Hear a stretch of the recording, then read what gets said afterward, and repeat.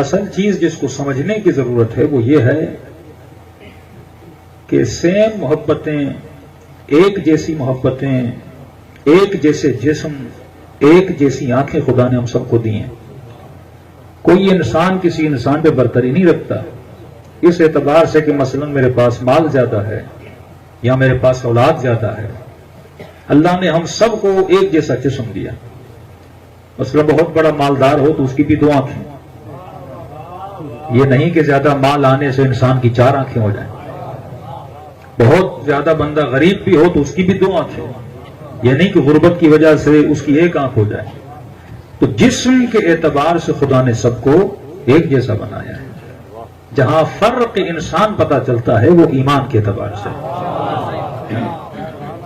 دکھنے میں جناب حر کے بدن کو بھی دیکھو گے ویسا ہی ہے، اور دکھنے میں اگر کوئی شمر کے بدن کو دیکھے تو وہ بھی ایسا ہی ہے. لیکن فرق یہ ہے کہ حر کے بدن پر حسین سلام دے رہے ہیں اور شمر کے بدن پر آج تک لعنتیں برس رہے ہیں. یہ بہت ایک راز کی بات آپ کی خدمت میں عرض کر رہا ہوں کہ حسن جیسا امام، محبتوں کا معیار، اخلاقوں کا معیار، اگر کسی ایسے انسان کے ساتھ اس کی زوجہ زیادتی کرے جو اخلاق کا برا ہو تو بات سمجھ میں آتی. لیکن حسن جیسا امام جو خلق عظیم کا معیار، لیکن حسن جیسے امام کو اس کی بیوی زہر دے دے. یہ تاریخ کے واقعات پڑھیے. قرآن بار بار جو قصوں کو نقل کرتا ہے انسان کو بیدار کرنے کے لیے. قارون کون ہے؟ حضرت موسیٰ کا کزن ہے، رشتہ دار ہے. زبیر کون ہے؟ مولا علی کی پھوپھی کا بیٹا ہے. بی بی صفیہ اتنی بہادر بیوی تھی کہ جنگ خندق جب ہو رہی تھی ایک یہودیوں کا شخص آیا اور مسلمانوں کو ورگلانے کی کوشش کر رہا تھا، اور اس خاتون نے ایک صحابی کو کہا کہ اسے منہ توڑ جواب کیوں نہیں دیتا، کسے مارتا کیوں نہیں؟ اس نے کہا میں صرف شاعری جانتا ہوں لیکن کسی کو مارنا مجھے نہیں آتا. تو یہ خاتون ہوتے ہوئے جناب صفیہ انہوں نے ایک بھاری چیز اٹھائی اور اس بندے کو مارا اور وہیں پہ واصل جہنم ہو گیا. ایسی بہادر بیوی ابو طالب کی بہن ہے. ان کے بیٹے ہیں جناب زبیر، ابھی کے بیٹے ہیں. اتنا قریبی رشتہ ہے. لیکن جنگ جمل میں علی ابن ابی طالب کے سامنے کھڑے ہو جاتے ہیں. ایسے ایسے لوگ جن کا آنا جانا تھا. یہ واقعات جب آپ سنتے ہیں کہ سیدہ کے گھر پہ آگ لگی، کبھی سنتے ہیں کہ شمر نے امام حسین کا گلا کاٹا. ذرا تاریخ بھی پڑھیے شمر تھا کون. جنگ صفین میں علی ابن ابی طالب کے ساتھ ہے، یعنی امامت علی کروا رہے ہیں، پیچھے نماز شمر پڑھ رہا ہے. شانہ بشانہ جنگ صفین میں مولا علی کے ساتھ ہے، اور ایک وقت آتا ہے قاتل حسین بنتا ہے. عمر ابن سعد بچپنے میں امام حسین کے ساتھ بڑا ہونے والا. یہ نہیں کہ عمر سعد کو پتہ نہیں تھا کہ حسین ابن علی کون ہے، لیکن وہی عمر سعد قتل حسین کا خط لے کر آتا ہے، اور کربلا کے میدان میں سب سے پہلا تیر چلانے والا، جنگ کی ابتدا کرنے والا عمر سعد ہے. اکثر مسلمان یہ بھول جاتے ہیں، کہتے ہیں اتنے قریبی رشتے، دشمنی کیسے ہو سکتی ہے؟ فلاں دوست تھا، وہ دشمن کیسے ہو سکتا ہے؟ لیکن تاریخ یہ بتاتی ہے کہ بیوی نے بھی زہر دیا. ابو جہل کون ہے؟ ابو لہب کون ہے؟ سگے ہیں رسول خدا کے. کبھی پتھر مار رہے ہیں، کبھی تکلیفیں دے رہے ہیں. یہ خطرے کی گھنٹی ہر اس انسان کے لیے کہ کبھی یہ مت سمجھنا تمہارا بہت قرابت داری والا رشتہ ہے. کبھی کبھی کوئی ایسی چیزیں ہیں جو تجھے قریب ترین رشتوں سے بھی کیا کر دیتی ہیں، دور کر دیتی ہیں. ہمیں کئی گاؤں میں ایسے قصے نظر آئے کہ بھائی بھائی کا دشمن بن گیا. وجہ کیا ہے؟ زمین کا ٹکڑا. پنجاب کا ایک واقعہ، ایک شخص نے اپنی 4 پھوپھیوں کو قتل کر دیا صرف 50 ایکڑ زمین کے لیے. بھتیجوں نے چچاؤں کا قتل کر دیا. ہسٹری خود کو دہرا رہی ہے، کیونکہ انسان وہی انسان ہے، خواہشیں وہی خواہشیں ہیں، ضرورتیں وہی ضرورتیں ہیں. کل اگر تخت و تاج کے لیے جھگڑا ہو رہا تھا تو مت سمجھنا آج تخت و تاج کے لیے جھگڑا نہیں ہوگا. کل اگر شہرت کے لیے، مقام کے لیے گلے کاٹے جا رہے تھے تو یہ مت سمجھنا کہ آج گلے نہیں کاٹے جائیں گے. تو یہاں پہ قرآن نے کہا کہ قُلْ لَا أَسْأَلُكُمْ عَلَيْهِ أَجْرًا إِلَّا الْمَوَدَّةَ فِي قربا، اس زندگی کے راز کی کنجی اگر تجھے مل گئی تو اس زمانے میں تو خود کو بچا سکتا ہے۔ آج کے زمانے میں جنت کو کمانا بھی بے انتہا آسان ہے، اور جہنم تو ویسے ہی تیار ہے، اس کے لیے کوئی زحمت کرنی نہیں ہے آپ کو۔ جنت بھی بڑی آسان ہے۔ پیارے پیارے صحابی رسول کے سامنے کہنے لگے یا رسول اللہ کہ آپ کی امت میں ہم سے بھی کوئی بہتر ہے؟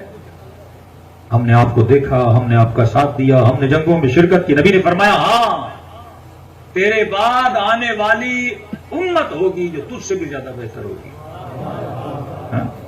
تعجب سے کہنے لگے یا رسول اللہ ہم مددگار والسابقون السابقون اولئک المقربون، سب سے پہلے ہم نے ہجرت کی، ہم نے آپ کی مدد کی یا رسول اللہ، آپ کی خاطر ہم نے پتھر کھائے، جانیں قربان کی۔ کہا تم بہتر ہو، اللہ اس کا اجر بھی تمہیں عطا کرے گا، لیکن تم نے محمد کو دیکھ کر محمد کا کلمہ پڑھا، تم نے میرے معجزوں کو دیکھ کر مجھے مانا، لیکن ایک امت آئے گی جس نے مجھے دیکھا نہیں لیکن میرا کلمہ پڑھے گی۔ ہم میں سے کس نے علی ابن ابی طالب کو دیکھا ہے؟ ہم میں سے کس نے محمد رسول اللہ کو دیکھا ہے؟ ہم نے دیکھا نہیں، پر ہم نے کیا پڑھا ہے؟ کلمہ پڑھا ہے۔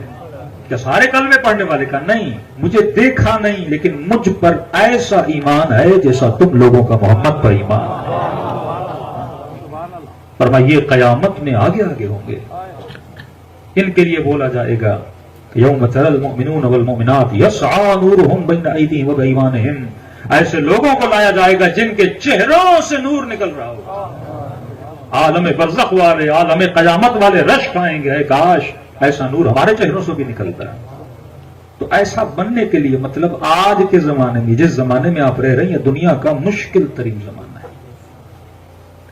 ایسا نہیں کہ اگر آپ کو مولا علی سے محبت ہے تو دوسرے کو کسی اور سے محبت نہیں ہے۔ یہ زمانہ بڑا عجیب ہے۔ اگر آپ سیدہ سے محبت کرتے ہو تو اس مسلمان میں کچھ ایسے ہیں جو ان کے قاتل سے محبت کرتے ہیں۔ آپ کسی کو روک نہیں سکتے کسی سے محبت کرو یا نہ کرو۔ کچھ وہ ہیں جو علی سے محبت کریں اور کچھ وہ ہیں جو امیر شام سے محبت کریں۔ کسی کربلا میں کچھ عاشق حسین ہیں اور کچھ ایسے ہیں جو عاشق یزید ہیں۔ آپ لوگوں کو محبت سے روک نہیں سکتے، جس طرح مکھی کو روک نہیں سکتے اسے کہاں بیٹھنا ہے۔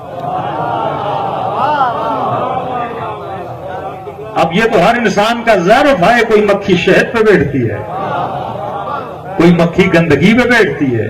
اب یہ تیری مرضی ہے، تو در علی کا نوکر بن۔ یہ تو آپ کی سلیکشن ہے نا۔ دو چیزیں یاد رکھیے زندگی میں، ایک ہے سلیکشن، ایک ہے ریلیشن۔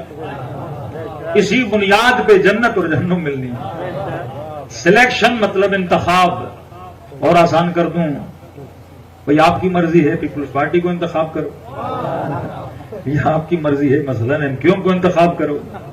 انتخاب کی بنیاد پر آپ کا مستقبل بنتا ہے۔ جس کو آپ انتخاب کرو گے آپ کی مرضی ہے۔ دوسرا ہے ریلیشن، ایک ہے انتخاب، ایک ہے رشتہ بنانا۔ آپ کی مرضی کس کے ساتھ رشتہ بناؤ اور آپ کی مرضی کس کا انتخاب کرو، کیونکہ ریلیشن انتخاب کے بعد بنتا ہے۔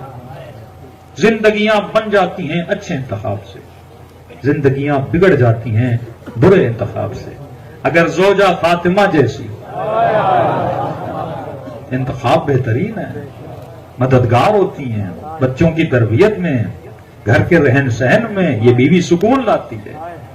بہترین مومن لیکن زندگی بیچارے کی تباہ ہو گئی، غلط جگہ سے شادی کر لی، انتخاب برا تھا۔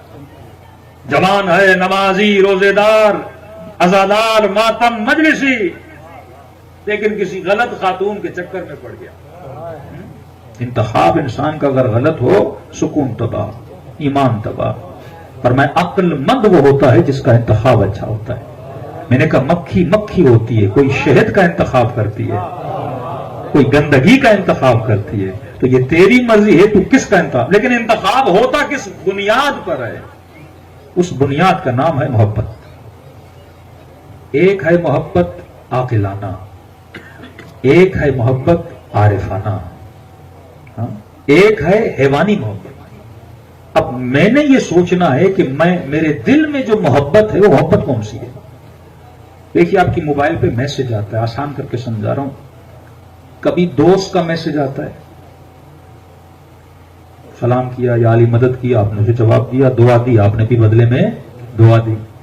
لیکن ایک آدمی منکر ہے، آپ نے مجلس کروائی، اسے بڑا غصہ آیا اور اس نے مثلا لکھ دیا کافر کافر شیعہ کافر. اس کا بھی تو میسج آیا آپ کو، آپ نے کہا یہ تو جاہل ہے، آپ نے اس کا جواب نہیں دیا. جو مومن ہے آپ نے اس کا کیا دیا؟ جواب دیا. جس طرح آپ کے موبائل میں میسج آتے ہیں، اسی طرح اللہ نے ایک موبائل دیا ہے جس کا نام دماغ ہے. ہاتھ کے موبائل کے سگنل ٹاور سے ملتے ہیں، دماغ کے موبائل کے سگنل آپ کی روح سے کنیکٹڈ ہیں. اس کے اندر بھی سگنل آتے ہیں، الذی یوسوس فی صدور الناس من الجنۃ والناس. کچھ سگنل کو وسوسہ بولتے ہیں. یوسوس فی صدور، یہ تیرے وجود کے اندر وسوسہ کرتا ہے، میسجز بھیجتا ہے. من الجنۃ والناس، یہ مت سمجھنا میسج صرف شیطان بھیجتا ہے. شیطان بھی بھیجتا ہے، انسان بھی بھیجتے ہیں. آپ کو پہچاننا ہے کہ جو میسج مجھے آ رہا ہے وہ رحمان کی طرف سے ہے یا شیطان کی طرف سے ہے. اگر میسج علوی ہے، اگر میسج زینبی ہے تو اسے جواب دینا ہے. لیکن اگر میسج شیطانی ہے تو میں نے اسے روک لینا ہے. اکثر ہم غلطی یہ کرتے ہیں کہ ذہن میں جو خیال آتا ہے ہم اسے روک نہیں پاتے. فوراً چیک کرو یہ جو خیال آ رہا ہے یہ کس محبت میں مجھے گرفتار کر رہا ہے. یہ محبت عقل کی بنیاد پر ہے یا محبت شہوت کی بنیاد پر ہے. یہی لوگ جو قاتل اہل بیت بنے، ان کی غلطی یہ تھی، یہ غلط محبت کے اندر پھنس گئے تھے. اگر حکومت کی محبت نہ ہوتی کبھی قاتل سیدہ نہ بنتے. اگر تخت کی محبت نہ ہوتی، رے کی حکومت کی محبت نہ ہوتی تو کبھی قاتل حسین نہ بنتا. اگر امام حسن کی بیوی کے دل میں حسن کی محبت ہوتی تو آج دنیا اس پر سلام بھیج رہی ہوتی. لیکن آج حسن کی بیوی ہوتے ہوئے لعنتیں سمیٹ رہی ہے. کیوں؟ کیونکہ غلط محبت میں گرفتار ہو گئی. اس لینا کو لالچ دی گئی، کچھ کہتے ہیں 4 لاکھ درہم کی لالچ دی گئی. وہ زہر بھیجا جو روم سے منگوایا گیا کہ بادشاہ روم نے خط میں لکھا، جب حاکم شام نے زہر منگوایا تو اس کو خط میں لکھا کہ یہ زہر کسی نمازی کو نہ دینا، یہ زہر کسی اللہ کے نیک بندے کو نہ دینا، کیونکہ اگر اس زہر کا ایک قطرہ بھی اگر نہر میں ڈالا جائے تو ساری مچھلیاں تڑپ کے مر جائیں. اس قدر سنگین زہر دیا اور اپنی بیوی اپنے شوہر کو کیا دے؟ زہر دے. یہ معاملات آپ کے ریپیٹ ہوتے ہیں. کتنے کیسز پاکستان میں آپ سنتے ہیں، بیوی نے شوہر کو قتل کر دیا، بیٹے نے باپ کو مار دیا، بھائی نے بھائی کو مار دیا، کیونکہ ہم غلط محبتوں کے شکار. مجلس کا مطلب یہ ہے تیری محبتوں کو خالص کرے. دیکھیے مثلاً آپ کے وجود میں 4 محبتیں، محبت زنجیر کی طرح ہوتی ہے، انسان کو جکڑ دیتی ہے. بندہ پاکستان میں ہے لیکن بیٹے سے محبت ہے، بیٹا کینیڈا میں ہے، اسے چین نہیں ہوتا، حالانکہ بیٹا دور ہے، لیکن محبت زنجیر کی طرح ہوتی ہے، اسے اس سے جدا نہیں کرنے دیں. اسی طرح بندے کو اپنی گاڑی سے محبت ہو جائے. اب گاڑی رکھ کے گاؤں سے مثلاً کراچی چلا گیا، اس کو نیند ہی نہیں آئے گی، پتہ نہیں گاڑی پہ اسکریچ آ گیا، پتہ نہیں کوئی چوری کر کے نہ لے گیا، پتہ نہیں کوئی سیٹ نکال کے نہ لے گیا، پتہ نہیں کوئی ٹائر نکال کے نہ لے گیا. اب اس کا سکون، بندہ وہاں پر ہے، دل کہاں پر ہے؟ گاڑی پہ اٹکا ہوا ہے. یہ محبت زنجیر کی طرح ہوتی ہے. بندہ دور بھی چلا جائے پر دل دور جانے نہیں دیتا. اب گاؤں کے لیے ایک مثال دوں، مثلاً آپ نے کتا رکھا اپنی حفاظت کے لیے، کل کوئی گھر میں چور آ جائے تو کتا اسے چیر پھاڑ لے یا مجھے بچا لے یا میرے گھر کو بچا لے. اب طاقتور ترین کتا آپ نے رکھا، بڑے سے بڑا چور بھی آ جائے تو کتا اسے زخمی کر دے. لیکن آپ جب ایک دفعہ چور آیا اور کتا بھی گھر میں ہے، وہ بھونکتا رہا لیکن آپ کو بچا نہ سکا. غلطی کیا ہوئی؟ آپ نے اس کے پاؤں کو زنجیر سے باندھ دیا. طاقتور ترین کتا بھی آپ کو بچا نہیں پائے گا. اسی طرح اگر میرے وجود کے اندر دنیا کی محبت کی زنجیر بندی ہوئی ہے، اللہ بلائے گا میں جا نہیں پاؤں گا کیونکہ زنجیر بندی ہوئی ہے. حسین بلاتے رہے، حل من ناصر ینصرنا. یہ کوئی حسین کی مدد کرنے والا؟ کہنے لگا مولا کوفے میں میرے بچے بھوکے ہیں، اتنی مہلت دیجیے بچوں کو کھانا دے کر آؤں. امام نے کہا جاؤ گے شاید دیر ہو جائے. حسین بلا رہے ہیں حسین کی طرف. مولا یوں گیا اور یوں آیا. تاریخ لکھتی ہے بچوں کی محبت نے کھینچا، کوفے گیا، لیکن جب کربلا واپس آیا تو حسین کا سر نو کے نیزہ پہ چڑھ چکا تھا۔ اصل آزادی ہے، اصل آزاد وہ انسان ہے، اصل فریڈم وہ ہے۔ عبد کا مطلب یہ ہے کہ پہلے حر بنو، جب تک حر نہیں بنو گے تب تک عبد نہیں بنو، جب تک تمام محبتوں سے آزاد نہیں ہوگے تب تک خدا تجھے حقیقی علی کی محبت عطا نہیں کرے گا۔ صلوات پڑھے محمد وعلی محمد۔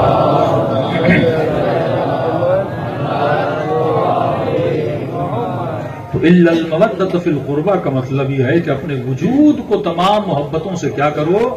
آزاد کرو۔ محبت بڑی خطرناک چیز ہے۔ محبت اگر عاقلانہ ہو، عاقلانہ محبت کا مطلب ایک ایسی محبت جو مجھے دنیا میں بھی فائدہ دے، جو مجھے آخرت میں بھی فائدہ دے، ایسی محبت جسے خدا نے بقا دی ہو۔ مثلا آج کسی حسن کے عاشق بن جاؤ اور اس محبت میں گرفتار ہو جاؤ، جب تک چہرہ حسین ہے تب تک محبت رہے گی، اور جیسے حسن ختم ہوا محبت بھی ختم ہو گئی۔ کسی کو کسی سے محبت کرو اس کی امیری کی وجہ سے، اور جیسے بندہ فقیر ہوا دوست سارے چلے جاتے ہیں۔ یہ وہی گندگی ہے جس پہ مکھیاں جمع ہوتی ہیں۔ آپ کو یہ ڈیفائن کرنا ہے کہ اگر یہ بندہ میرا دوست بنا ہے تو کس وجہ سے؟ مال کی وجہ سے، مقام کی وجہ سے، شہرت کی وجہ سے، تخت کی وجہ سے۔ کیونکہ علی کو جب حکومت ملی تو طلحہ بھی آ گئے، زبیر بھی آ گئے، کئی لوگ جمع ہوئے، لیکن علی کو تخت ملے نہ ملے سلمان علی کے پھر بھی ساتھ تھا، کمبر پھر بھی ساتھ تھا، مالک پھر بھی ساتھ۔ امتحان بشر ہوتا ہے کہ علی سے محبت کرو علی کی وجہ سے۔ تبھی مولا علی کا جملہ کہ اے خدا، علی نے جنت کی لالچ میں تجھے سجدے نہیں کیے، علی نے جہنم کی خوف میں تجھے سجدے نہیں کیے، علی نے تجھے سجدے اس لیے کیے کیونکہ علی نے تجھے لائق سجدہ پایا۔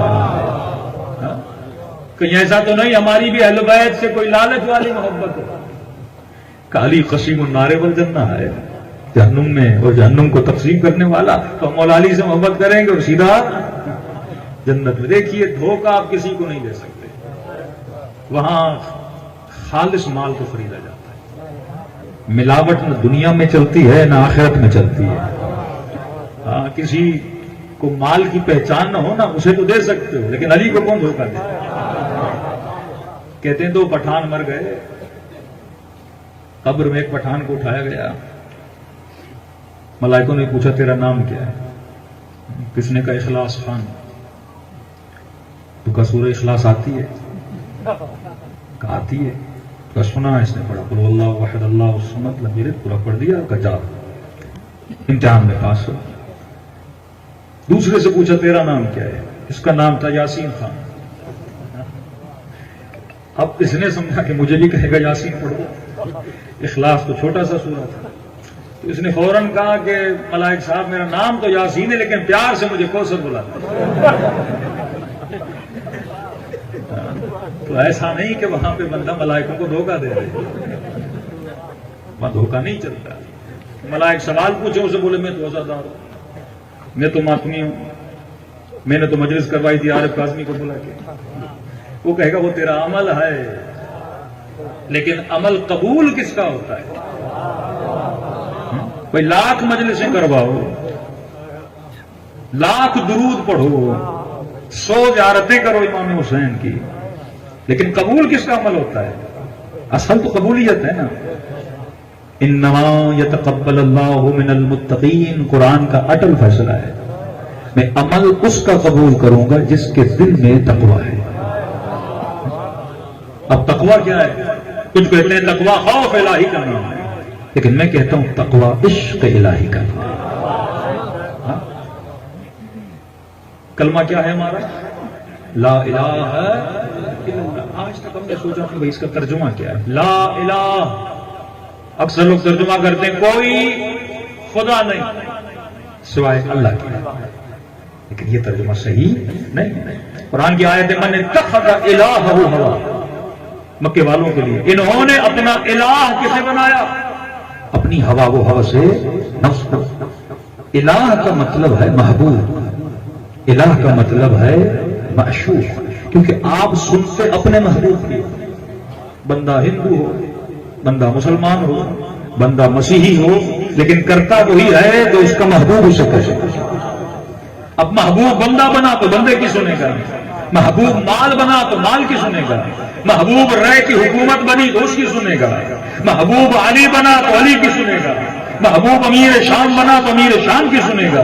پر میں اصل یہ بتا، من اتخذ الہ ہوا لا الہ، میرا کوئی محبوب نہیں، میرا کوئی معشوق نہیں، الا اللہ، سوائے اللہ کے۔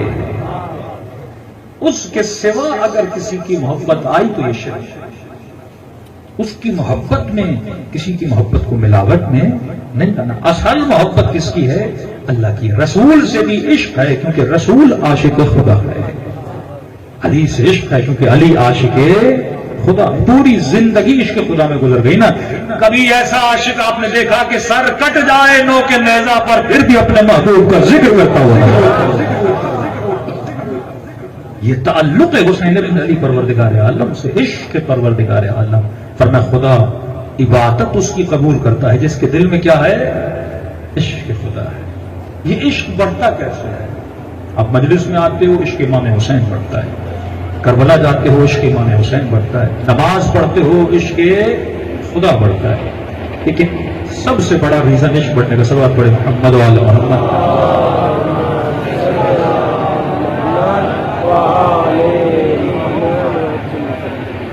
آج کل عشق کا بازار گرم ہے، مختلف عشق بیچنے والے، ہم خریدار ہیں۔ آپ دکان پہ جاتے ہو، بچے کو عشق ہے آئس کریم سے، تو دکاندار کو پتا ہے کہ بچے کے لیے کیا رکھنا ہے۔ باپ جب گھر جاتا ہے نا، اتنی سمجھ ہے اسے کہ 4 سال کے بچے کے لیے کیا لینا ہے، 20 سال کے بچے کے لیے کیا لینا ہے۔ 4 سال کا بچہ روتا ہے آئس کریم کے لیے، ٹافی کے لیے، چاکلیٹ کے لیے، ایک چھوٹی سی سائیکل کے لیے، کھلونے کے لیے، لیکن 20 سال کا بچہ روتا ہے بابا شادی کرا دے۔ یہاں تو بچے بھی ماشاءاللہ بڑے ہیں۔ اب اگر 4 سال کے بچے کو 20 سال کا بچہ سمجھائے کہ بھائی شادی کیا ہوتی ہے، شادی کی ویلیو کیا ہوتی ہے، وہ سمجھ نہیں پائے گا، کیونکہ اس کے اندر اتنی عقل ہے ہی نہیں کہ وہ اس منزل کو سمجھے۔ جب تک بڑا نہیں ہوگا تب تک سمجھے گا نہیں، جب تک وہ احساس نہیں آئے گا تب تک اس چیز کو سمجھ نہیں پائے گا۔ اس کی محبت بچگانہ محبت ہے، اس کی محبت بالغانہ محبت ہے۔ بڑا ہو گیا، بالغ ہو گیا، اسے پتا ہے کہ میری محبت کیا ہے۔ بچے کی ڈیمانڈ ہے کھلونا، بڑے کی ڈیمانڈ ہے جو اس کی ضرورت ہے، اسے گاڑی چاہیے، اسے گھر چاہیے، اسے بیوی چاہیے، اس کی ڈیمانڈ ہے نا، کیونکہ وہ بڑا ہو گیا ہے، وہ کیا ہے؟ عاقل ہے۔ اب اگر 21 سال والے کو آئس کریم دے کر خوش کرو گے ہوگا؟ وہ کہے گا جا کر بچے کو دو، اور بچے کو اگر سونا بھی لا کر دو گے پھینک دے گا، کہے گا مجھے کیا دو؟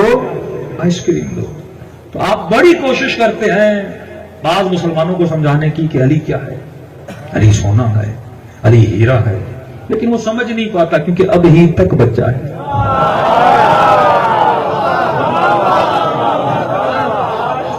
وہ تو کہتا ہے مجھے مٹی کے برتن دے، میں اسی میں خوش ہو جاؤں گا، مجھے مٹی کے کھلونے دے، میں اسی میں خوش ہو جاؤں گا۔ اور کو پتا تھا کہ حسین کی قیمت کیا ہے۔ ابن سعد بچہ تھا ذہنی اعتبار سے، امام حسین کہے کر رے کی حکومت تو دور، تجھے رے کی حکومت کا دانا بھی نصیب نہیں۔ سودا کر تو مہنگا سودا کر، سستا سودا نہ کر، اور سودا بہترین وہی کرتا ہے جو عقل مند ہو۔ بے وقوف کو کیا پتا سودا کیا؟ اب سودا کرنے اللہ سے۔ ہم کن چیزوں کا سودا کرتے ہیں؟ شیطان سستی چیزیں دیتا ہے، مولا فرماتے نہیں آپ مہنگا سودا کریں۔ اپنے وجود کا خریدار شیطان کو نہ بنا۔ اگر واقعاً عالم ارواح میں چلے جائیں تو ملائک دشمنان اہل بیت پہ ہنستے ہیں۔ وہ سمجھ رہا ہے میں نے سیدہ کو شہید کر دیا تو پتہ نہیں کامیاب ہو گیا، میں نے حسین کا سر قلم کیا تو پتہ نہیں میں کامیاب ہو گیا۔ ملائکۃ اللہ ان کی حرکتوں پہ ہنستے ہیں۔ کتنے گھاٹے کا سودا کیا ہے، تھوڑی سی دنیا کے لیے اپنی ابدی آخرت کو تباہ کر دیا۔ مولا فرماتے اگر خدا جنت کی خوشبو زمین پہ رہنے والوں پہ نازل کر دے تو یہ سارے اس خوشبو کو سونگ کے مر جائیں۔ اتنی طاقت ہے جنت کی خوشبو میں، اتنی نعمتیں ہیں. اگر عالم برزخ و عالم مثال اگر کوئی بندہ دیکھ لے، کیا دیکھ سکتے ہیں؟ ہاں اللہ بعض بندوں کو دکھاتا ہے. آیت اللہ عثمان نراقی ان کی کتاب ہے جامع السعادہ معراج السعادہ، باپ اور بیٹے نے 2 کتابیں لکھی ہیں. پہلے زمانے میں ہر شیعہ کے گھر میں 3 کتابیں ضرور ہوتی تھی، قرآن، مفاتیح الجنان اور یہ اخلاقی کتاب ہے جامع السعادت معراج السعادت.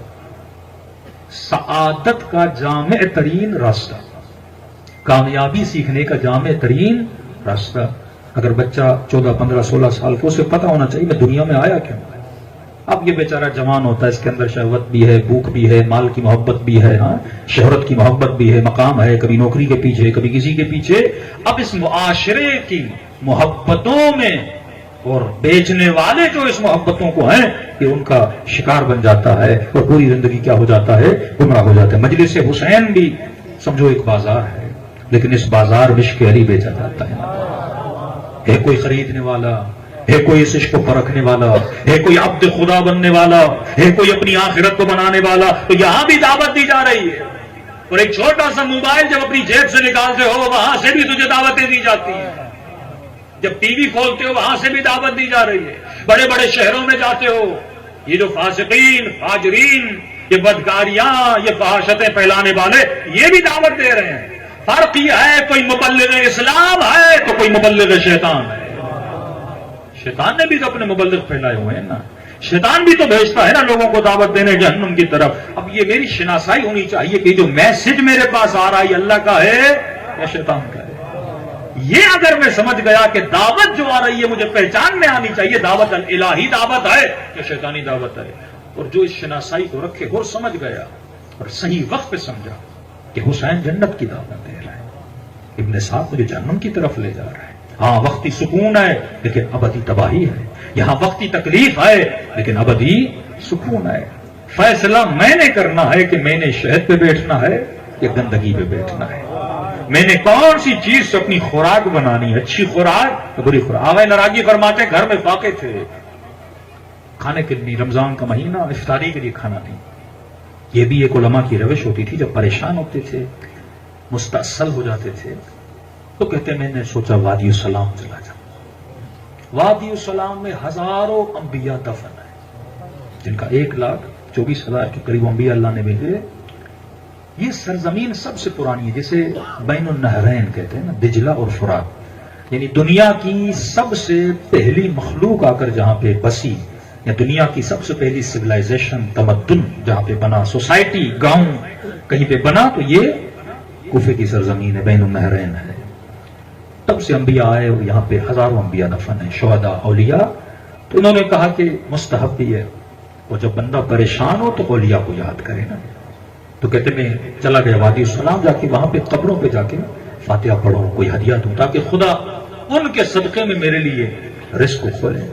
تو یہ بھی معصومین فرماتے ہیں بندے خدا اگر پریشان ہو جاؤ، پریشانی ہے دنیا کی کوئی پریشانی ہے، سمجھ نہیں آ رہی کہاں جاؤں. اب بندہ مشہد ہو تو مولا رضا کے حرم میں چلا جاتا ہے. ہمیں تو بچپن سے عادت تھی، اور پاکستان آنے کے بعد تھوڑی مشکل ہوتی ہے. کبھی دل انسان کا سکڑ جاتا ہے، دل ہوتا ہے کہ بندہ تھوڑی میڈیٹیشن کرے. تو یہاں پہ تو کوئی حرم بھی نہیں ہے، تو بندہ کہاں جائے. مشہد ہو تو امام رضا کے حرم چلا جائے، کربلا ہو تو حسین کے حرم چلا جائے، تہران ہو تو شہر رے شاہ عبد العظیم کی مزار پہ چلے جائے، بڑی روحانی مقام. قم میں ہو تو بی بی معصومہ. اب پاکستان میں بندہ پریشان ہو جاتا ہے، دل کرتا ہے بندے کا چلو مسجد ہے، کبھی مسجد چلا گیا. لیکن فرماتے جب کبھی پریشان ہو جاؤ نا، تو اگر کسی کے ماں باپ زندہ نہیں تو فرماتے اپنے ماں باپ کی قبر پہ جایا کرو. ماں کی قبر پہ چلے جاؤ، باپ کی قبر پہ چلے جاؤ، ایک سورہ فاتحہ پڑھو. کچھ نہیں آتا، درود تو سب کو آتا ہے نا.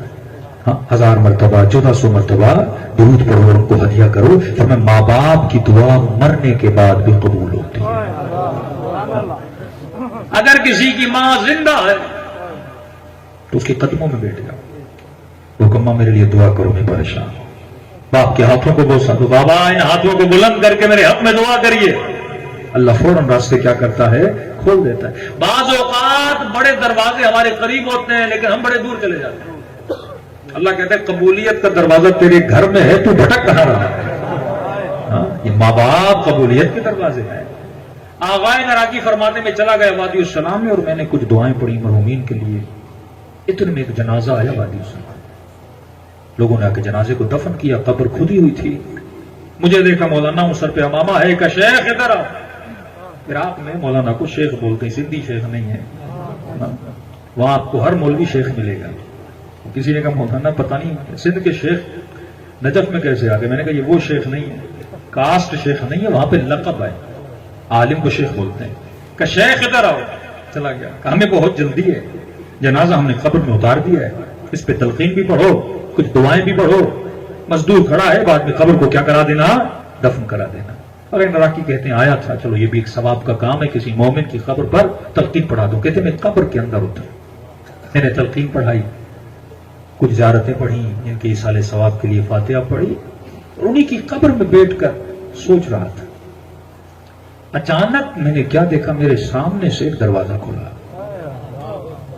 میں نے کہا نا بعض لوگوں کو خدا وہ عالم دکھاتا ہے کہ ہمیں پتا چلے کہ اس عالم کی قدر و قیمت کیا ہے, جس کی دعوت اہل بیت ہمیں دیتے رہے. مجلس ترہیب بھی ہے تو رب بھی ہو جائے گا. کہتے دروازہ کھلا, میں نے دیکھا سر سبز باغ ہے, ایسی خوشبو آ رہی ہے میں نے زندگی میں ایسی خوشبو نہیں سنی. ٹھنڈی ٹھنڈی ہوائیں آ رہی ہیں, گویا وہ ہوائیں, وہ سبزہ, وہ باغات مجھے اپنی طرف بلا رہے ہیں. کہتے ہیں اس دروازے کے اندر داخل ہو گیا. کیا دیکھا, بڑے بڑے قصر بنے ہوئے, لیکن قصروں کی دیواریں اینٹوں سے نہیں بنی, سونے اور چاندی سے کھڑی کی گئی. کہتا جب قصر کے اندر داخل ہوا تو سیڑھیاں بنی ہوئی تھی, لیکن سیڑھیاں بھی جواہرات سے بنی ہوئی تھی, یاقوت و رقیق و زمرد و ان سے سیڑھیاں بنی ہوئی. اتنا خوبصورت قصر میں نے زندگی میں نہیں دیکھا, ایسے خوبصورت پرندے میں نے زندگی میں نہیں دیکھے, ایسی ہوائیں میں نے زندگی میں نہیں دیکھی. جب قصر میں اوپر گیا تو میں نے دیکھا ایک شخص بیٹھا ہے, اس کے اطراف میں 20-25 لوگ بیٹھے ہیں, گویا وہ اس سے سوال کر رہے ہیں اور وہ جوابات دے رہا ہے. میں بھی جا کے لوگوں کے ساتھ بیٹھ گیا. سوال کیا کیا جا رہا ہے؟ پہلا سوال یہ بتائیے ہمارا فلاں رشتہ دار زندہ ہے؟ بعض اوقات کہتا تھا ہاں زندہ ہے, تو وہ کہتے تھے الحمدللہ. اگر کہتا تھا نہیں فلاں رشتہ دار مر چکا ہے, ان سب کے چہروں پہ مایوسی آ جاتی تھی. میں نے ان بزرگ سے پوچھا, میں نے کہا یہ دعائیں کر رہے ہیں فلاں زندہ ہے فلاں مر گیا, تو مایوسی کی کیا بات ہے اگر آپ کہتے ہیں مر گیا؟ کہ جب کہتا ہوں نا زندہ ہے یہ خوش ہوتے ہیں. کیوں؟ اس کا مطلب مرے نہیں, اگر مرے ہوتے تو ہمارے پاس آ چکے ہوتے. خوش ہوتے ہیں, ابھی بعد میں مریں گے تو ان سے ملیں گے. جب میں کہتا ہوں مر چکے ہیں تو ان کے چہرے اتر جاتے ہیں. کہ وہ کیوں؟ کہ اس کا مطلب مر چکے ہیں, یہاں نہیں آئے. کہ یہ وہ جگہ ہے جہاں پہ نعمت والوں کو بھیجا جاتا ہے, جہاں پہ متقین کو بھیجا جاتا ہے. وادی السلام جسے کہتے ہیں. اگر یہاں نہیں آئے تو میں نعمتوں میں چہرہ نورانی, سانپ نے ڈس دیا, پریشان ہو گیا, چہرے پہ عجیب سے تیور آ گئے, گویا شدید تکلیف میں آ گئے. پھر وہ سانپ چلا گیا, پھر ہم باتوں میں مشغول ہو گئے, پھر تھوڑی دیر بعد سانپ آیا, پھر اس نے ان کو ڈسا. میں نے کہا یہ سانپ کا ماجرا کیا ہے؟ آپ تو نیک ہیں, یہ سانپ آپ کو عالم برزخ میں کیوں ڈس رہا ہے؟ کہ میں نے زندگی میں ایک غلط فیصلہ کیا تھا جس کی سزا مل رہی ہے. جب تک وہ نہیں آئے گا معافی نہیں مانگوں گا, یہ سانپ مجھے ڈستا رہے گا. کیا فیصلہ کیا کہ ہمارے گاؤں میں ایک دکان تھی, میں گزر رہا تھا, اس دکان پہ دکاندار اور گاہک کا آپس میں جھگڑا ہو رہا تھا. دکاندار کہہ رہا تھا تو نے مثلا میرے 14,000 دینے ہیں, گاہک کہہ رہا تھا نہیں 13,000 دینے ہیں. 1,000 روپے پہ جھگڑا تھا. میں دونوں کو جانتا تھا, اور جو گاہک تھا اسے بھی جانتا تھا, دکاندار کو بھی. میں نے کہا چلو میں تم دونوں کا فیصلہ کرتا ہوں کہ جو آپ بولو ہمیں منظور ہے. میں نے کہا نہ 13,000 نہ 14,000, 13,500. دکاندار نے کہا ٹھیک ہے, لیکن اس کی خاموشی بتا رہی تھی وہ اس فیصلے پہ راضی نہیں ہے, اور اس کا چہرہ بتا رہا تھا کہ وہ سچ کہہ رہا ہے, اس کے 14,000 بنتے. لیکن کیونکہ یہ جو گاہک تھا تھوڑا میرا جاننے والا تھا, میں نے فیصلے میں اس کی فیور کر دی کہ جب یہ کیا نا اسی کی سزا مجھے آج تک مل رہی ہے. اب 5 منٹ کے لیے سوچئے, 2 عام آدمیوں کے بیچ میں بندہ غلط فیصلہ کرے تو عالم برزخ میں سانپ ڈس رہا تھا. اور سوچ کے بتائیے اگر کوئی نبی کی بیٹی کے لیے غلط فیصلہ کرے کتنی سزا ہے. یہ چیزیں ہیں جو ہم سمجھ نہیں پاتے. کیوں؟ کیونکہ ہم عالم برزخ کو نہیں سمجھ پاتے. ہم نے سمجھا سب کچھ دنیا ہے, اللہ فرماتے ہیں جتنے لوگ آج زمین کے اوپر ہیں نا، ایک دن آئے گا یہ سارے زمینوں کے اندر ہوں گے۔ تاریخ کے واقعات، کیونکہ واقعاً نہ صحیح بخاری پڑھی جاتی ہے نہ صحیح مسلم پڑھی جاتی ہے، اگر اپنی کتابیں پڑھی جائیں تو اعمال نکل آئے۔ جناب سعد بن معاذ بہت بڑے جلیل القدر صحابی، جنگ خندق میں زخمی ہوئے اور اس کے بعد علالت کے بعد شہیدوں کی دنیا سے چلے گئے۔ ان کا جنازہ جب اٹھا تو یہ واحد جنازہ ہے جس میں نبی ننگے پاؤں پر چلے۔ بڑے بڑے اصحاب ایسے ہوتے تھے جن کی شان بیان کرنے کے لیے نبی نے اپنے پاؤں سے جوتیاں اتارتے۔ اصحاب نے کہا یا رسول اللہ آج تک ہم نے آپ کو اس حالت میں نہیں دیکھا۔ نبی نے فرمایا 70,000 ملائک ننگے پاؤں چل رہے ہیں اس کے جنازے میں۔ ایسا صحابی جس کو قبر میں کس نے اتارا؟ نبی نے اتارا۔ اچھے اعمال اپنی جگہ، لیکن جب کوئی غلطی کرتے ہو اس کا حساب تو اللہ کو دینا ہے نا۔ صحابی رسول ہے۔ یہ حدیث، یہ واقعہ ان مسلمانوں کے لیے عبرت ہے جو کہتے ہیں نہیں اگر کوئی صحابی بن گیا تو اللہ کوئی حساب کتاب نہیں کرے گا۔ یہ کوئی بھی ہو حساب تو ہونا ہے، کتاب تو ہونا ہے۔ اللہ حسیب ہے، اللہ عادل ہے، عام بندے کا بھی حساب کرے گا، عالم کا بھی حساب کرے گا، جاہل کا بھی، سب کا حساب لے گا وہ۔ اور جب قبر میں اتارنے کے بعد نبی باہر آئے تو جناب سعد کی ماں نے کہا مہلا مہلا، آئے سعد تجھے مبارک ہو اور جنت مبارک ہو۔ نبی نے کہا خبردار، جنت تو نہیں دے سکتی، اس کا فیصلہ اللہ نے کرنا ہے۔ خدا کو یہ مت کہا کرو کسے جنت دینی ہے کسے جنت نہیں دینی، جنت دینے کا فیصلہ اللہ کا ہے، نہ تیرا ہے نہ میرا۔ ہم دعا کر سکتے ہیں ہاں میرا صحابی اللہ جنت دے گا، لیکن خدا اپنی مرضی سے دے گا۔ ماں پریشان ہو گئی، کہ 70,000 ملائک ننگے پاؤں چلے، قبر میں اتارا، کہا کیا ہے سعد کی ماں یہ بھی سن لے، ابھی ابھی سعد پر فشار قبر ہو رہا۔ اب فشار کا مطلب یہ نہیں کہ خدا نہ خواستہ وہ جنت نہیں جائے گا، جنت اپنی جگہ ہے، وہ تو جانا ہے، جو نیک ہے اسے جنت جانا ہے، لیکن یہ تو مطلب نہیں کہ اگر میں نبی کا صحابی ہوں یا علی کا صحابی ہوں یا علی کا ماننے والا ہوں یا نبی کا ماننے والا ہوں تو اللہ میرے اعمال کا مجھ سے حساب نہیں دے گا۔ حساب تو دے گا، جنت بھیجے گا، ہر مومن کو جنت جانا ہے، لیکن حساب اور کتاب کے بعد جنت جانا ہے۔ تو ابھی فشار قبر ہو رہا ہے، ایک سرسبز ٹہنی لی اور ساتھ کی قبر پہ رکھی، کہ جب تک سرسبز ہے فشار ہو رہا ہے، جیسے خشک ہو گئی فشار کیا ہو جائے گا؟ ختم۔ اب وہ 10 منٹ کا ہی فشار قبر کیوں نہ ہو، حساب تو لینا ہے۔ 5 منٹ کے لیے فشار قبر حساب تو لینا۔ سب نے کہا یا رسول اللہ اتنا نیک، نمازی، تہجد گزار، قرآن پڑھنے والا، شہید ہونے والا، زخم کھانے والا، اس کو کیوں فشار قبر ہو رہا ہے؟ فرمایا یہ اپنے گھر میں اپنی بیوی کے ساتھ سختی کیا کرتا تھا۔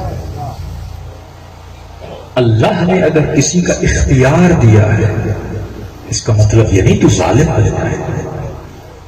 بیوی پر شوہر کی اطاعت واجب ہے، اب مرد ظالم بن جائے ڈنڈا لے کے کھڑا ہو جائے، کا تھوڑا اخلاق کا سخت ہے۔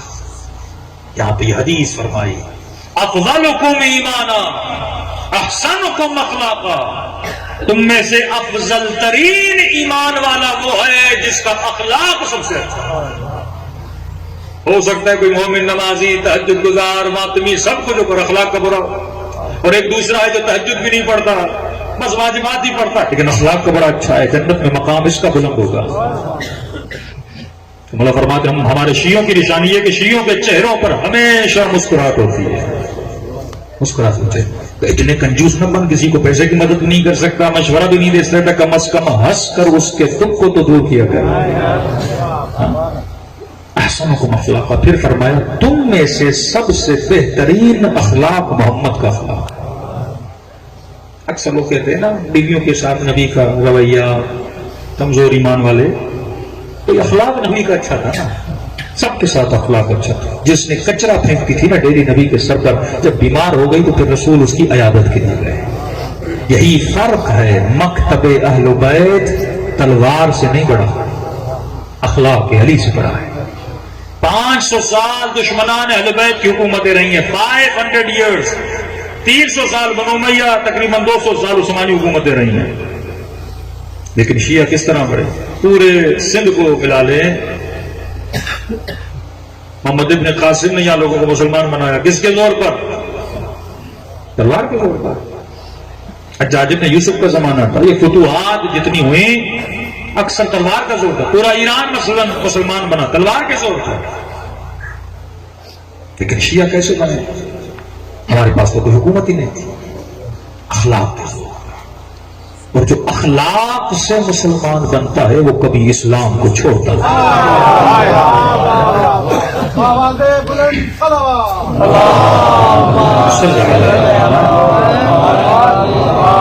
شیعہ ہو سنی ہو کوئی بھی، اگر اس نے اخلاق سے اسلام کو قبول کیا یہ کبھی اسلام کو نہیں چھوڑے گا. لیکن اگر کسی نے تلوار کے زور پہ اسلام کو قبول کیا یہ بندہ کبھی بھی اسلام کو چھوڑ سکتا ہے. جیسے خوف گیا اس کے بعد فوراً اس چیز کو چھوڑ دیتا. صلوات پڑھے محمد وعلی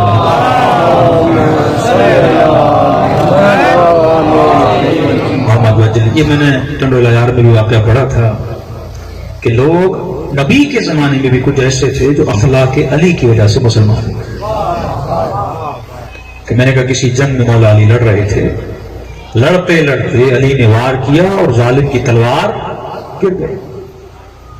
اور ہوشیار تھا، تیز تھا، کین تھا. اب پتا تھا مر جاؤں گا، تلوار گر گئی ہے، علی وار کریں گے. لیکن اسے پتا نہیں تھا علی کسی نہتے پہ کبھی وار نہیں کرتا.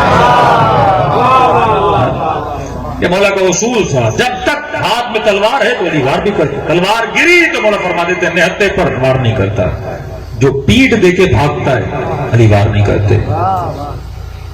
لیکن اس نے فوراً کہا کہ میں نے سنا ہے آپ بڑے سخی ہو. میدان جنگ میں علی کے فضائل پڑھنے لگا. امام نے کہا تو نے سچ سنا ہے؟ کہ کتنے سخی ہو؟ امام نے کہا مانگ کر دے. اگر سلمان جتنا ہوشیار ہوتا تو علی سے وہ مانگتا جس سے آخرت بنتی تھی. لیکن اتنا تیز نہیں تھا. گویا علی کو شاید آزمانا چاہتا تھا. اس نے کہا سچ مچ اتنے سخی. امام نے کہا کہ اپنی تلوار مجھے دو. اب میدان جنگ میں دشمن تلوار مانگی کون دیتا ہے؟ لیکن یہ علی ہے. مولا نے فوراً تلوار اس کے سامنے پھینک دی. کہ اٹھا تلوار. اور جیسے اس نے علی کے سامنے تلوار اٹھائی اس کے تیور بدل گئے. اب بہادری کے جلوے دکھانے لگا، کہنے لگا علی اب مجھ سے تجھے کون بچائے گا؟ امام نے فرمایا تو کیا سمجھتا ہے علی تلوار کے بھروسے پہ لڑتا ہے؟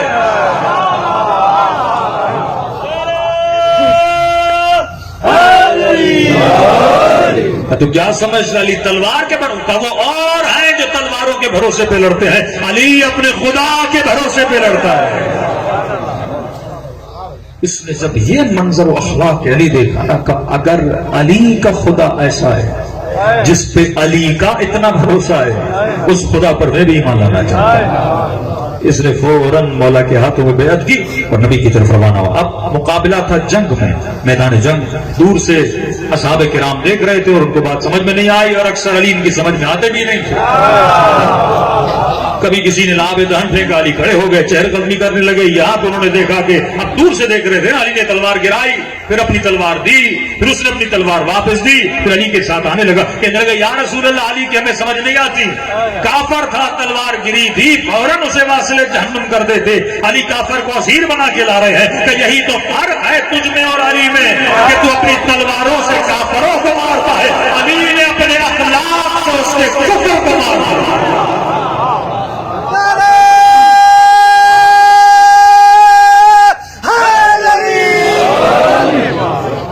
افضلکم ایمانا احسنکم اخلاقا. بہترین ایمان والا وہ ہے جس کا اخلاق بلند. اب تو قدر غم ہے، ہم تاریخ بھی نہیں پڑھ سکتے کس کا اخلاق کیا تھا.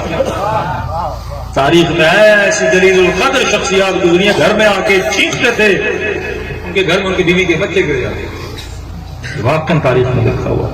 خوف طاری ہو جاتا تھا. ایسے ایسے اخلاق والے ہوتے تھے، ادبت اخلاق ہوتے تھے. یہ تاریخ میں لکھتا ہے کس کے پاس کس کا رشتہ گیا اور اس نے رشتے سے منع کیا کہ میں شادی نہیں کروں گی، کا اخلاق ہوتا ہے. یہ ساری چیزیں تاریخ میں لکھی. نبی نے فرمایا بہترین اخلاق والا بہترین ایمان والا ہوتا ہے. قیامت کا ترازو اخلاق پہ تولا جائے. جو بد اخلاق ہے، بد اخلاق اگر بیوی بھی ہے اور اگر وہ شوہر سے طلاق مانگتے اللہ کہتا ہے اسے فوراً آزاد کر دو، کیونکہ بد اخلاق ہے. اگر مانگ رہی ہے نہیں آپ گھر جا کے فوراً طلاق دے دو. اگر وہ مسجد ہے تو مجھے چھوڑ دو میں تیرے ساتھ رہتی نہیں, اتنا تنگ کر دے گھر میں بھی نہ آئے کوئی حق بھی ادا نہ کرے, تو فرماتے اسی عورت کو آزاد کرنا بہتر ہے, اسے اپنا قیدی نہ بنا, کیونکہ اخلاق کی بری ہے, شاید اس سے آزاد ہو کے کوئی بہتر اسے مل جائے جس سے وہ شاید اپنی زندگی کو بھی چلا سکے. بہترین اخلاق. اگر اخلاق برا فشار قبر میں فشار ہوتا ہے. دوسری چیز جو فشار قبر کی باعث ہوتی ہے, واللہ اس بیماری سے بچتی ہے بہت زیادہ ہمارے معاشرے میں.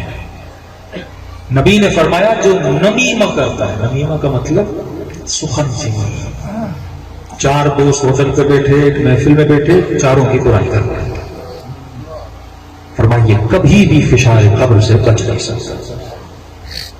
دوسرا جادوگر, جادو کرنے والا, الکاہن کا ساحر والساحر کالکافر, جو کافر ہے وہ جادوئی ہے, جو جادوگر ہے وہ کافر ہے.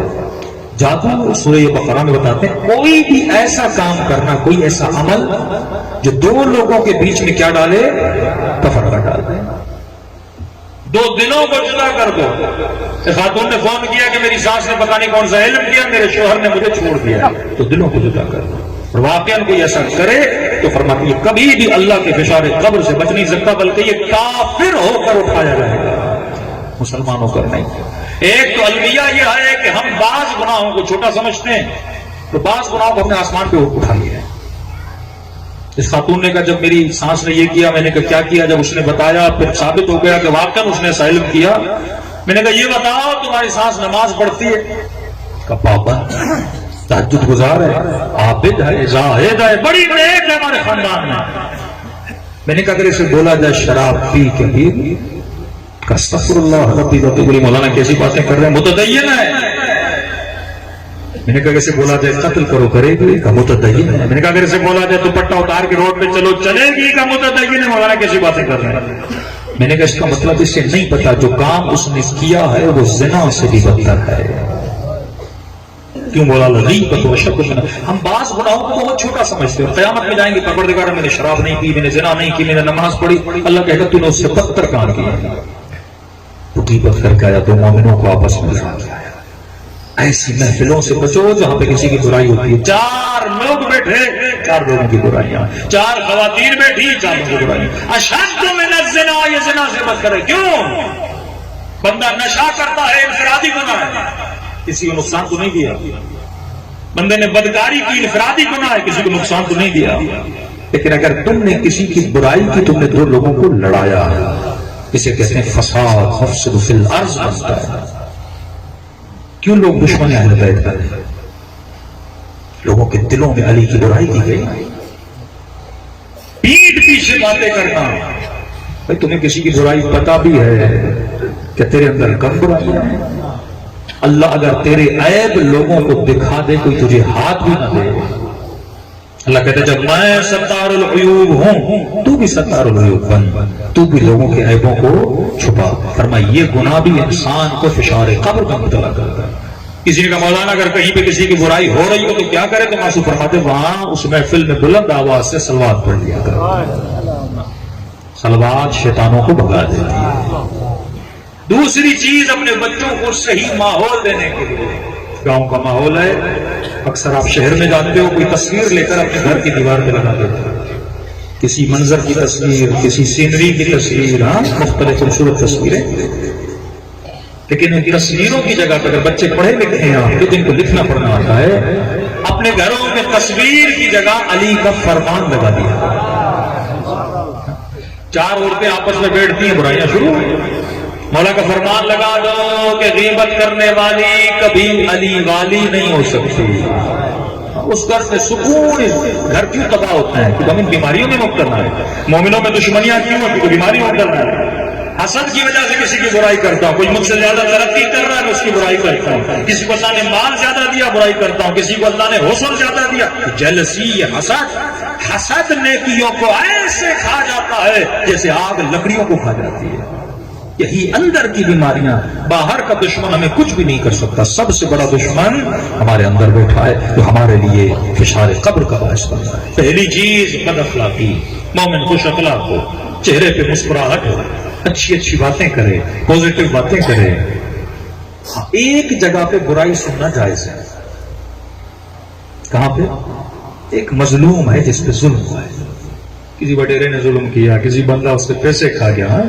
اب یہ بیچارہ آتا ہے کہتا ہے میں لٹ گیا، میرے پیسے بندے نے کھا لیے، میری بیٹی پہ بڑا ظلم کر لیا. کہتے اس کو سنو تاکہ اس کا من کیا ہو جائے، ہلکا ہو جائے. اسے دلاسا دیا کرو، نہ کہ ہر کسی کی برائی سنو.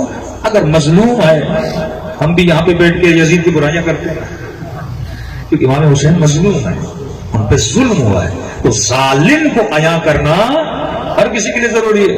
اب اس نے آگے بتایا فلاں بندہ میرے 10 لاکھ کھا گیا، اور کل آپ کا دوست آیا اور کہے میں فلاں بندے سے بزنس کر، آپ نے کہا برائی نہیں کروں گا، اچھا بندہ جاؤ. اسے بتاؤ کہ اس نے فلاں کے 10 لاکھ کھائے، کہیں تیرے 10 لاکھ بھی نہ. اتھینٹک اگر رپورٹ ہے تو دوسروں کو بھی اس بندے سے کیا کرو، بچاؤ، تاکہ اس کا ایمان بھی بچے، اس کی آخرت. تیسری چیز مولا فرماتے فشار قبر لاتی ہے. یہ اکثر معاشرے میں بیماری ہے کہ نہیں بچ سکتا کوئی اگر اس کے اندر یہ تینوں بیماریاں ہیں. 3 اتنی خطرناک ہیں، حالانکہ اہل بیت 10 بھی بتا سکتے تھے، 3 کیوں بتائیں؟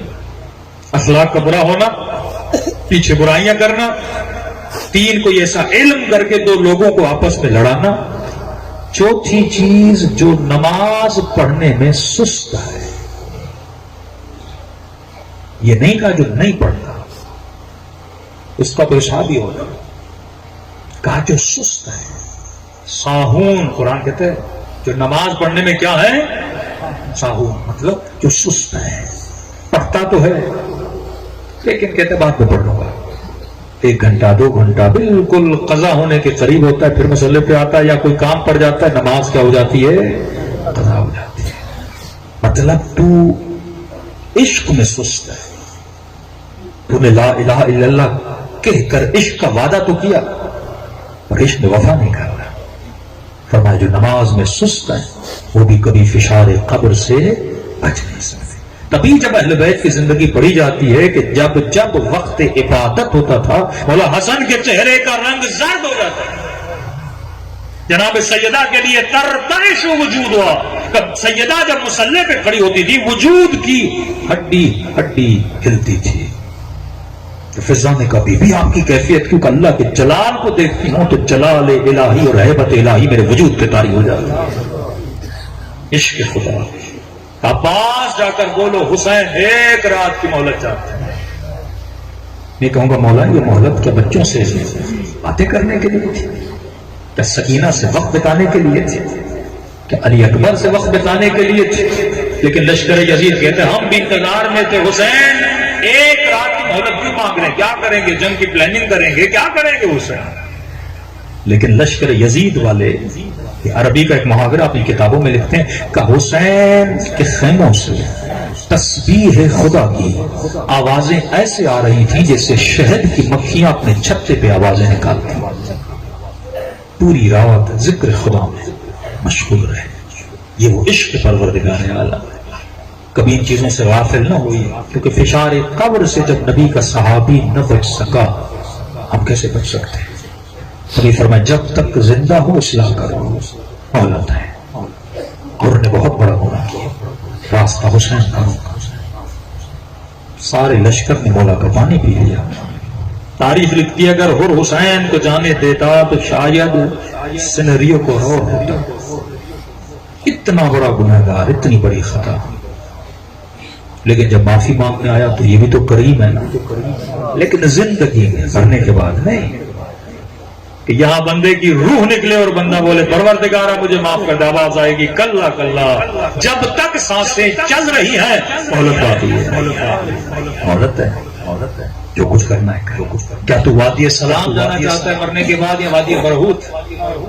وادی سلام میں علی بیٹھے، علی بیٹھے. وادی سلام میں حسنین بیٹھے ہیں، انبیاء اللہ بیٹھے ہیں. کتنی لذتیں ہوں گی وہاں پر بندہ دنیا کی چند لذتوں کے لیے شیطان سے غلط محبتوں میں ڈال کے تباہ و برباد کرے. سلمان بنو میں سمیت تمام بنو، مالک اشتر بنو. اتنا مقام کہ سلمان کی روح مدائن میں قبض ہوتی ہے اور علی طیل عرض کر کے سلمان کا جنازہ پڑھانے.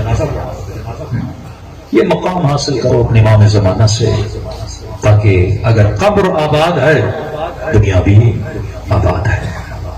فرمایا سنوارو اپنے وجود کو جس طرح حر نے سنوارا. قطعاً اہل بیت ہم سے نفرت نہیں کرتے، نہ خدا بندے سے نفرت کرتے، کہ تمہارے اعمال سے ہم بیزار ہیں. برا عمل ہے اسے چھوڑ دے تو بندے قریب خدا بن جائے گا. مولا سے پوچھا مولا اگر گناہ سے توبہ کروں تو گناہ سے توبہ کی قبولیت کی نشانی کیا ہے؟ مولا حسین کی مجلس میں میں نے کہا پروردگارا میرے گناہوں کو بخش دے، مجھے یقین کیسے ہو. امام نے فرمایا ایک نشانی اگر تیرے اندر آ جائے سمجھ لو اللہ نے تیرے لاکھوں گناہ کیا کر دیے، معاف کر دیا. بندے نے 50 سال گناہ کیے ہیں، 2 منٹ میں 50 سال کے گناہوں کو معاف کروا سکتا ہے. بڑا میں نے کہا اس زمانے میں جنت کمانا بھی بڑا آسان ہے، جہنم جانا بڑا آسان ہے، کیونکہ دعوت گناہ اتنی زیادہ ہے. میڈیا ٹی وی، اب تو ماحول اور بگڑے گا، 5-7 سالوں میں آپ پریشان ہو جائیں گے. معصوم فرماتے ہیں یہ نشانی اگر ہے تو سمجھ رہے کون سی؟ کہ جس گناہ سے توبہ کی ہے اگر اس گناہ کی نفرت اس کے اندر آ گئی تو سمجھ لو اللہ نے معاف کر دیا. مثال دو، آپ نے جوانی میں کوئی گناہ کیا، روئے بھی خدا معاف کر دے، لیکن جب اپنی تنہائی میں اس گناہ کو سوچتے ہو تو اپنے عمل سے گھن آتی ہے یا یادوں کو یاد کر کے سکون ملتا ہے؟ اگر بری ان یادوں کو یاد کر کے مزہ آ رہا ہے تو سمجھ لو ابھی تک گناہ معاف نہیں ہوا. لیکن اپنے عمل کو یاد کرو اور آنکھوں میں آنسو آ جائیں. میں نے اللہ کے حضور میں گستاخی کیسی کی. اب آتے ہیں کربلا کی طرف. اور نے غلطی کی اور اپنی غلطی سے اتنی نفرت ہو چکی تھی اور کو اٹھا، آنکھوں پہ پٹی باندھی، ہاتھوں میں رسی باندھی، غلاموں کی طرح حسین ابن علی کے سامنے کھڑا ہو گیا. امام نے جب آنکھوں سے پٹی اتاری نے کہا اور آنکھوں پہ پٹی کیوں باندھی ہے؟ کہ مولا اے کاش اندھا ہو جاتا. پشیمانی دیکھیے، شرمندگی ہر کے وجود کے اندر دیکھیے، اپنے عمل سے اتنا شرمندہ ہے، کاش میں یہ کام نہ کرتا. اور یہ سوچ رہا تھا میں مر جاتا پر یہ عمل نہ کرتا. کہنے لگا مولا اے کاش اندھا ہو جاتا، زہرا کے لال کی آنکھوں میں آنکھیں ڈال کے نہ دیکھتا. میں نے بڑی بدتمیزی کی ہے. امام نے دعا دی، پھر دیکھا ہاتھ بھی رسی سے بندھے ہوئے ہیں. حسین نے اپنے ہاتھوں سے اور کی ہاتھوں کی رسیاں کھولی. کہا اور ہاتھوں میں رسیاں کیوں باندھی ہیں؟ پھر کہنے لگا مولا کاش یہ ہاتھ کٹ جاتے ہیں، آپ کے گھوڑے کی لجام میں نہ پڑتے، انہیں آپ کی سواری کو روکا تھا. امام نے جب یہ شرمندگی دیکھی نا، دعائے کمیل جب آپ پڑھتے ہیں نا پھر جملے کیا ہے؟ نادمن نادم، معتذرن معذرت خواہ، منکسرن دل میرا ٹوٹا ہوا ہے. اے خدا میں نادم ہوں، میں شرمندہ ہوں، میرا دل ٹوٹا ہوا ہے کہ میں نے تیری دربار میں اتنی بڑی گستاخیاں کیسے کی. یہ شرمندگی جو دعائے کمیل میں ہے اگر محسوس کرو تو خدا گناہوں کو معاف کر دیتا ہے. اب اگر روح بدن سے نکلی تو فوراً وادی السلام میں جا کے علی کی زیارت بھی ہوتی ہے اور اس جنت میں جا کے بیٹھتے ہو جہاں اصحاب علی وہاں پہ بیٹھے ہیں. لذتوں سے مالا مال ہوتا ہے بندہ. امام نے جب شرمندگی کو دیکھا تو اور بے انتہا روئے جا رہا تھا. تاریخ کربلا میں کہ حسین نے خودکشی میں سے رسایا. واللہ ٹھنڈک کے لیے جملہ کافی ہے کہ بھیا اور حسین کے سینے سے. بہت کم مقامات ہیں جہاں اہل بیت نے اپنے اصحاب کو یا غلاموں کو بھائی کہا ہے. حبیب ابن مظاہر کو بھیا کہا ہے، اور کو بھیا کا. شیخ مفید جو ہمارے ہی صدی و زمانوں کے ہیں، امام زمانہ نے ان کو خط میں بھیا کہہ کے پکارا. ایسے ایسے علماء، مطلب اتنا مقام بڑا ہوتا ہے کہ حجت خدا اسے بھائی کہے. کس چیز میں بھائی؟ ایمان کی منزلت میں بھائی ہے. کہ بھیا اور حسین کے سینے سے لگ جا. یہ جملے کیوں ہے تاریخ میں؟ یہ بتانے کے لیے کہ اور کتنا شرمندہ تھا اپنے عمل پر، پھر بھی روئے جائے. حسین دلاسا دیے جائے لیکن اور کا رونا رک ہی نہیں رہا. تو مولا جیوں تو کیسے جیوں؟ میں دیکھ رہا ہوں میری وجہ سے آپ کے بچے پیاسے ہیں. کہ مولا کی التجا ہے.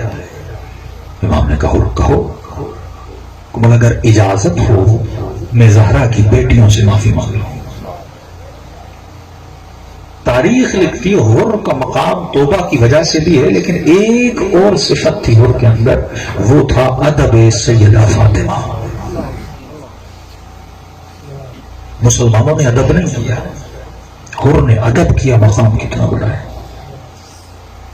کہ امام حسین نے کہا کہ تجھ پر تیری ماں روئے نا، تو اور اپنی زبان کو روک لیا تھا اور یہ کہا کہ میں بھی کہہ سکتا ہوں لیکن کیا کروں، آپ فاطمہ کے بیٹے ہو۔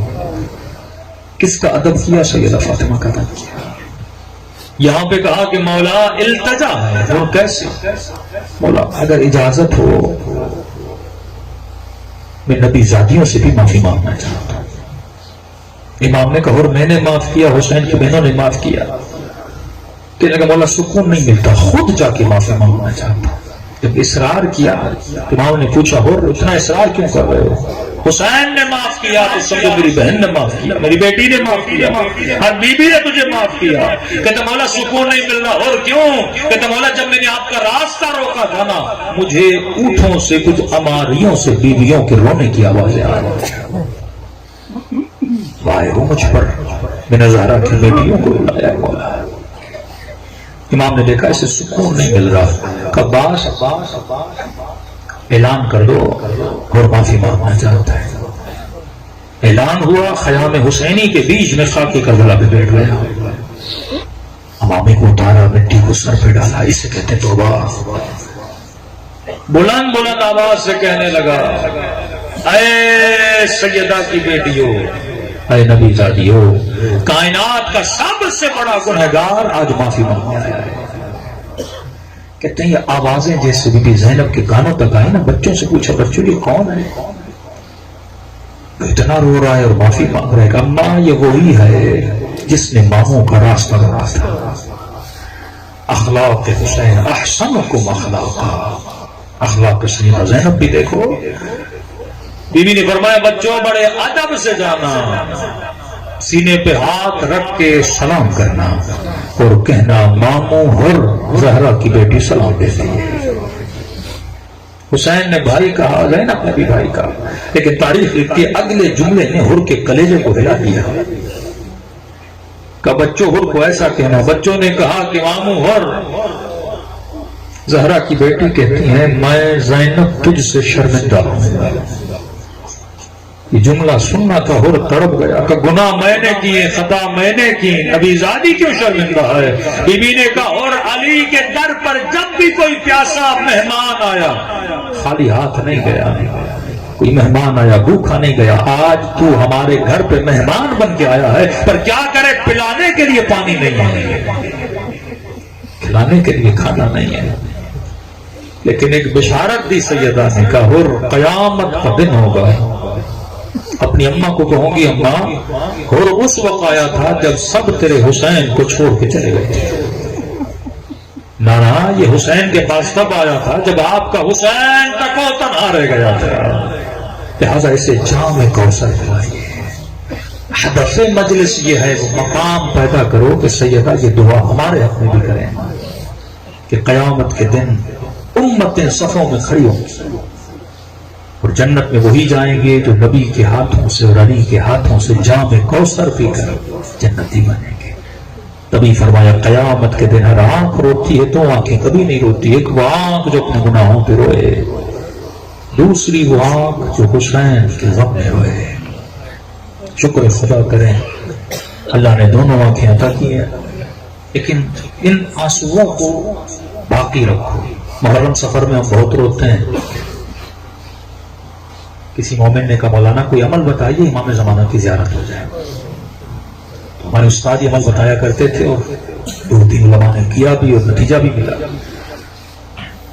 کئی اعمال ہیں امام زمانہ کی زیارت کے، لیکن ایک چھوٹا سا عمل ہے۔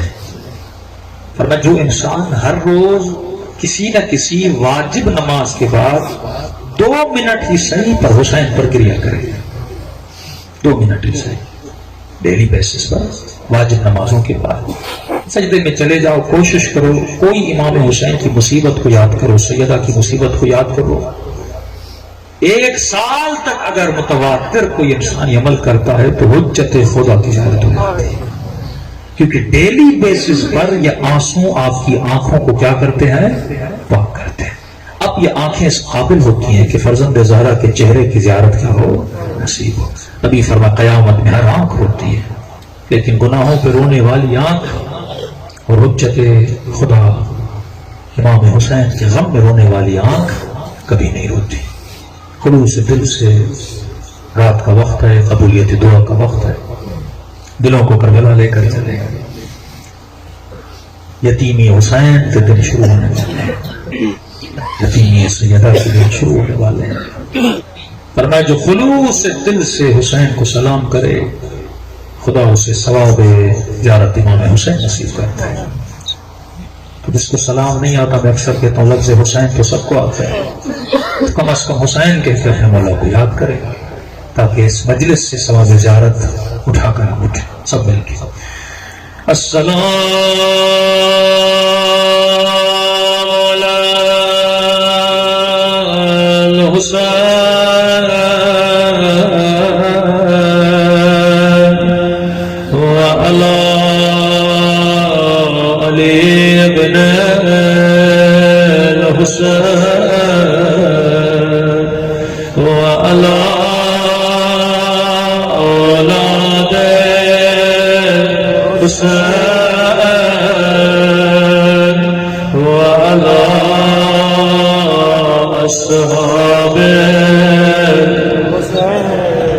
لوگ بہت ہیں، آوازیں کم ہیں، سب مل کے السلام علی الحسین وعلی علی ابن الحسین وعلی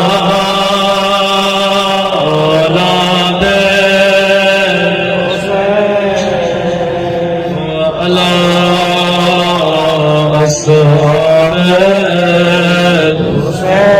سب مل کے بلند آواز سے السلام علی الحسین وعلی علی ابن الحسین وعلی اولاد وعلی اصحاب. میرا سلام ہو زینب کی لٹی ہوئی چادر پہ. کائے سے رویا کرو جیسے بوڑھی ماں جوان بیٹے پہ روتے. مجھے خدا کی قسم اگر مدینے میں آگ نہ لگتی کبھی کربلا کے خیموں کو آگ نہ لگتی. اگر مدینے میں پسلیاں نہ توڑی جاتی کبھی کربلا میں حسین کی پسلیاں نہ ٹوٹتی. اگر مدینے میں تادیان نہ مار جات کبھی کربلا میں زینب کو تادیان نہ لگتے. اگر مدینے میں تماچے نہ مار جات کبھی کربلا میں سکینہ کو تماچے نہ لگتے.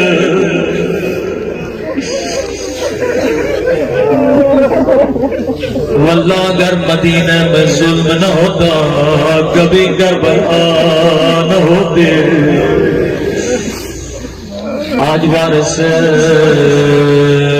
غم حسین امام زمانہ مولا کو فرصت دینے آئے. سنیں گے مولا اپنے جد کے مزاج کیسے بڑھتے ہیں. اکثر مومنین کو کہتا ہوں جب بھی تیرا دل کرے امام زمانہ کے ساتھ رہو تو کبھی زیارت ناہیہ پڑھا کرو. ناہیہ یعنی نوحہ، کس کا نوحہ؟ فرزند زہرا امام زمانہ کا نوحہ. سنیں گے مولا اپنے جب کے مصائب کیسے پڑھتے ہیں. اب یہ جملے میرے نہیں، حجت خدا امام زمانہ کے جملے. فرماتے ہیں میرا سلام زخمی کلاریوں پہ.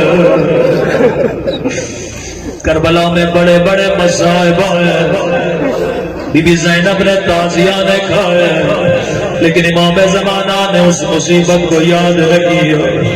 میری بی بی نے پتھر کھائے، لیکن امام زمانہ نے اس مصیبت کو یاد نہ کیا، بلکہ فرمایا میرا سلام ان زخمی کلاریوں پہ جنہیں پس گردان باندھ گیا. میں نے بڑا سوچا امام کے جملے گئے، بندے کو سوچنا تو چاہیے. کربلا میں اتنی مصیبت ہے، بی بی زینب پیاسی رہی، بی بی کی چادر کو لوٹ گیا، بی بی کو تازیہ نے مار گئے، لیکن امام نے ان مصیبتوں کو یاد نہ کیا، بلکہ فرمایا میرا سلام ان زخمی کلاریوں پہ. مجھے نہیں پتا تھا اس مصیبت کو کیوں یاد کیا، لیکن جب یہ روایت میری نظروں سے گزری بات سمجھ میں آ گئی. راوی کہتا 11 محرم کو زینب اونٹ سے ایسے گرے اور جیسے عباس گھوڑے سے گرے. شاید کوئی مومن کے مولانا عباس کے تو بازو کٹے تھے، زینب کے تو بازو سالم تھے. میں نے کہا جواب میں نہیں دوں گا، زیارت ناہیہ امام زمانہ فرماتے ہیں میرا سلام ہو میری ان پتھریوں پہ جن کے بازو ان کی گردنوں سے بدے تھے. زینب ایسے گرے جیسے عباس گرے تھے. اگلا سلام اس سے بے درد بھرا سلام. فرمایا میرا سلام زخمی کلامیوں پہ جنہیں پس گردن باندھا گیا. پھر فرمایا میرا سلام ان ننھے سے رخساروں پہ جن کا رنگ بدلتا رہا. رسول خدا کی حدیث ہے مسلمانوں کبھی حیوان کو بھی منہ پہ نہ مارا کرو. فرمایا وہ ننھے سے رخسار اور جن کا رنگ بدلتا رہا، کبھی شمر کے تماچوں میں رنگ نیلا کیا، کبھی ظالم کا تماچوں میں رنگ کالا کیا. اگر مدینے میں تماچے نہ مارے جاتے، میں نے کسی جوابوں کا جواب، اگر حسن کی مصیبت کو سمجھنا میں تمہیں سوال کروں گا. میں نے کہا اگر تیرے سامنے تیری ماں کو کوئی تماچا مار، کہنے لگا مولانا کیسی باتیں کر رہے، اللہ کرے اس دن میں مر جاؤ پر یہ منظر نہ دیکھو. میں نے کہا حسن بد گلی تھے، حسن کے سامنے زہرا کا تماچا مار گیا، پوری زندگی خون روتے.